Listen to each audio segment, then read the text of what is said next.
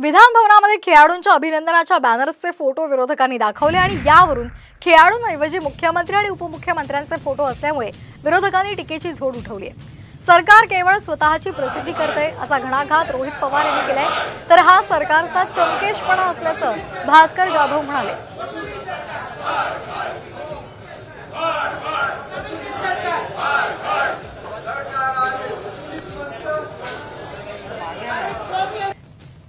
आणि या टीमली मिळून हा वर्ल्ड कप जिंकलाय, पण या सरकारला फक्त पोस्टरबाजी माहिती आहे। तर अशा पद्धतीचे पोस्टर लावले ज्या पोस्टरवर इंडियन टीमच गायब आहे। मग हे आश्चर्याची गोष्ट आहे। मग इंडियन टीमला तुम्ही स्वागत करता आणि जर अशा पद्धतीचं राजकारण करत असाल हे कितपत योग्य आहे। तसंच माझी लाडकी बहिणा याच्यावर सुद्धा जर तुम्ही बघितलं तर मोदी साहेबांचा आणि भाजपच्या सगळ्या नेत्यांचा फोटो लावलाय। म्हणजे तुम्हाला सगळ्यामध्ये फक्त राजकारण दिसतं का?